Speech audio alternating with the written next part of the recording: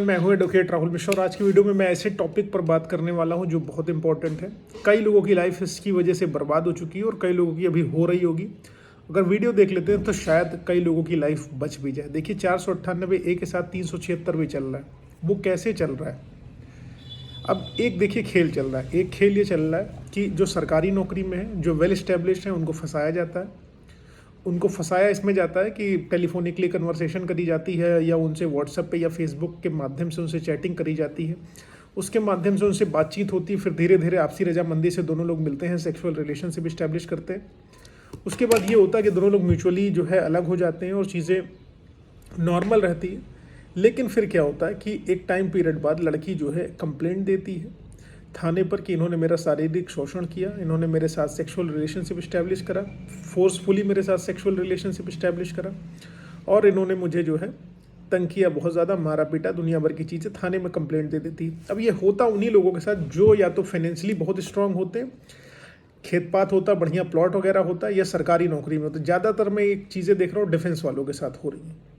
ठीक है, तो उनको कहा जाता है कि भाई पुलिस का फ़ोन आता है, पुलिस वाले उनको थाने बुलाते हैं कि देखो भैया तुम्हारे खिलाफ लड़की ने कंप्लेन दी कि तुमने इसका बलात्कार किया हुआ है, तुमने इसको मारा पीटा हुआ है। अब चुपचाप इससे या तो शादी कर लो, नहीं तो तुम जेल चले जाओगे, तुम्हारी नौकरी चली जाएगी। लड़की क्योंकि कहती है शादी का झांसा देकर इन्होंने मेरे खिलाफ मेरे बॉडी के अगेंस्ट, मेरी परमिशन के अगेंस्ट जो है इन्होंने सेक्सुअल रिलेशनशिप बिल्ड किया और लगातार देते रहे। इस चीज़ पर पुलिस वाले उनकी एफआईआर लिख लेते हैं और पुलिस वाले आपको कहते हैं देखो बाबू नौकरी चली जाएगी तुम्हारी, और नौकरी चली जाएगी तो सब कुछ खत्म हो जाएगा। और लड़की ने, क्योंकि आपको पता है सरकारी नौकरी है, मर जाओगे तब भी लड़की को कुछ ना कुछ फंड मिलेगा, इसलिए उसने एफआईआर लिखा दी। अब आप आनंद फानन में क्या करते हो, पुलिस वाले ने कहा कि आप शादी कर लो वरना भैया ये एफआईआर हम कन्वर्ट कर देंगे अभी कंप्लेंट को 376 में, तुम्हारी ज़िंदगी बर्बाद हो जाएगी, नौकरी चली जाएगी। डर गए आप तुरंत आपने उससे शादी कर ली। अब आपने सोचा शादी कर ली, इसको कुछ दिनों बाद मैं तलाक दे दूंगा। ठीक है, यहाँ पर लड़की की कंप्लेंट क्लोज हो गई, आपने शादी कर ली, बात खत्म हो गई। अब 15 दिन, 20 दिन, 1 महीना बीता और आपने इमीडिएटली गए तुरंत कंटेस्टेड डाइवोर्स फाइल कर दिया कि भैया अब हम तलाक ले लेते हैं, इनसे अलग हो जाते हैं। तलाक, आपके पास प्रोविज़न भी है सेक्शन 14 HMA में कि आप जल्दी से जल्दी जो है तलाक के लिए एप्लीकेशन कर सकते हो। कुछ स्पेशल कंडीशन है जिसमें कोर्ट अलाउ कर देता है। तो आपने जो है तलाक की एप्लीकेशन मूव कर दी, तलाक फाइल कर दिया। अब जो है आप तलाक में अपीयर होने गए, वाइफ को आपको नोटिस मिला, वाइफ उसमें हैरेस हो गई कि भाई साहब, क्रोध आ गया उनको कि भाई तुम मुझसे तलाक लोगे, तुम्हारी नौकरी के लिए तो मैंने तुमसे शादी करी है, तुम्हारी इतनी हिम्मत। फिर वो पुलिस स्टेशन दोबारा अप्रोच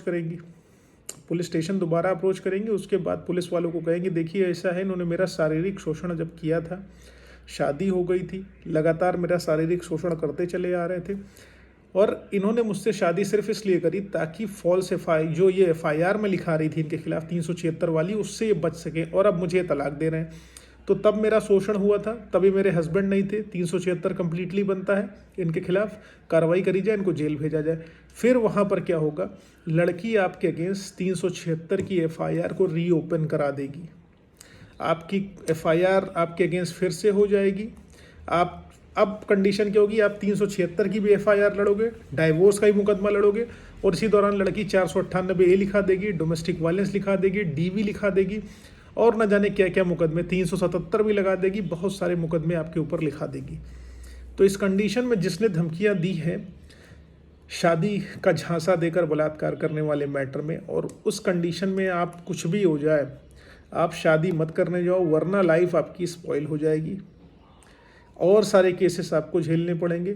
अगर आपको लगता है कि वो जो आपकी पहली कंप्लेंट उसने कर रखी है 376 वाली फॉल्स है, तो इमीडिएटली आप हाई कोर्ट मूव करिए, 482 CRPC में आइए, एफआईआर क्वेश्चनिंग में आइए, उसको वहीं से इनिशियली ख़त्म कराइए। अननेसेसरी के चार्जेस झेलने के लिए मत आइए, वरना आप शादी कर लोगे तो मैट्रिमोनियल केसेस भी झेलोगे और 376 के चार्जेस भी झेलोगे, दोनों आपके साथ चलेगा। और फैमिली वाले 498A में भी सबका नाम लिस्ट बन के लाइन से लग जाएगा, माता जो पिता और भाई के ऊपर 354 लग जाएगा, हो सकता है 376 भी लिखा दिया जाए, क्योंकि मेरे पास कुछ ऐसे केसेस हैं जिनमें बाप के ऊपर, जी हाँ बाप के ऊपर 376 लिखा गया है इलाहाबाद हाई कोर्ट में। ठीक है, और दूसरी चीज़, डोमेस्टिक वायलेंस में पूरे घर का नाम लिख जाएगा, कोई नहीं बचेगा आसपास। आजकल तो एक ट्रेंड हो रहा है कि आस पड़ोस के जो लोग हेल्प करते हैं कि नहीं ये लोग सही हैं, उनका भी नाम वो लोग दे देते हैं उसमें, और पुलिस वाले पैसे वसूलने के लिए उनको ही बुलाते हैं कि भाई तुम्हारा भी नाम इसमें आओ। तो इस कंडीशन में जो भी आपको इस तरीके की धमकियां देके ब्लैकमेल करके आपसे शादी करना चाह रहा है क्योंकि आपकी नौकरी के लिए, आपके पैसे के लिए, तो डोंट गेट मैरिड। आप केस फाइट करो, केस लड़ो, हाई कोर्ट है ऑप्शन, हम जैसे लोग बैठे हुए हैं आपके लिए। इसलिए डरने का नहीं, सिर्फ लड़ने का। अगर शादी कर लोगी, एक डिसीज़न गलत आपका आपकी लाइफ बर्बाद कर देगा और आप कहीं के नहीं रह जाओगे, लाइफ टाइम केसेस लड़ते रहोगे और फिर मोटा पैसा दोगे उसको। 1,50,00,000 मांगेगी तो आप देने को तैयार होगे। और दूसरी चीज़ ये भी ध्यान रखना, 376 के मैटर में प्ली बार्गेनिंग नहीं होती है। Crime against women and child में प्ली बार्गेनिंग का कॉन्सेप्ट नहीं, तो समझौता भी नहीं होगा। जो कुछ भी होगा कोर्ट पे होगा। और मान लो आपकी वाइफ कहती है हम कोर्ट में कि हम नहीं समझौता करने को तैयार हैं, हमने गलत FIR लिखा दी थी, अगर कोर्ट में जज साहब चाह गए तो उनके ऊपर तुरंत वहीं से मलेशियस इंटेंशन की प्रोसीडिंग इनिशिएट कर देंगे कि आपने फर्जी मुकदमा लिखा के एक आदमी की लाइफ स्पॉइल कर दी, तो वो करेंगे भी नहीं ऐसा।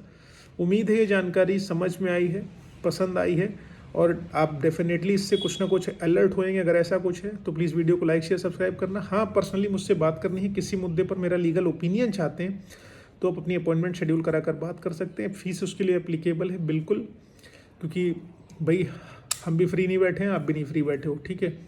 दूसरी चीज़, नंबर डिस्क्रिप्शन में मिल जाएगा, आप वहाँ से निकालो, व्हाट्सएप पे डिटेल भेजो, उसके बाद हमारी आपकी डेफिनेटली बात होगी। थैंक यू सो मच, जय हिंद।